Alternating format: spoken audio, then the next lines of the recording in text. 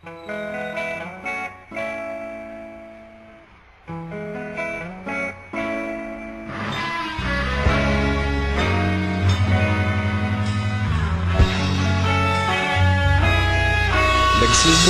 ang lahat sa eskwela, nagsama-samang 12, sa kalokohan at sa tuksuhan, hindi maawat sa isa't isa. Madalas ang standby sa cafeteria, isang barkada na kay saya. Laging may hawak-hawak na gitara, konting udyok lamang kakanta na. Kay simple lamang ng buhay nun, walang mabibigat na suliranin. Problema lamang laging kulang ang datong. Sana napunta ang panahon? Sana nga ba? Sana nga ba? Sana napunta ang panahon? Sana nga ba? Sana nga ba? Sana napunta ang panahon? Sa unang ligaw kayo'y magkasama, magkasabwat sa pambobola.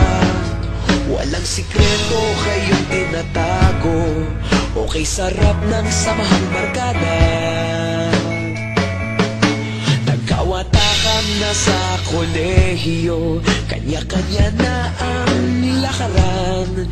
Kahit minsanan na lang kung magkita, pagkakaibigay hindi nawala.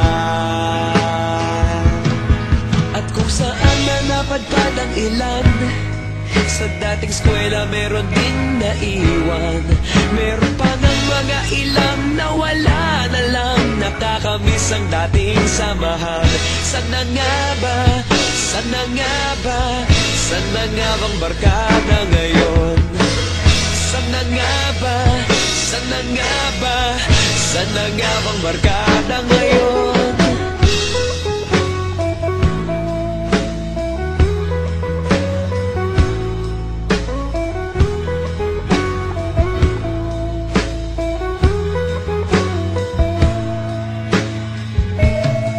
Ilang taon din ang nakalipas, wala pa sa aming tatay na nagsusumikap upang yumaman at guminhawang kinabukasan.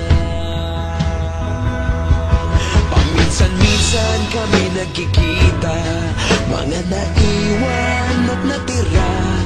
At gaya nung araw namin sa eskwela, pag magkasama'y nagwawala.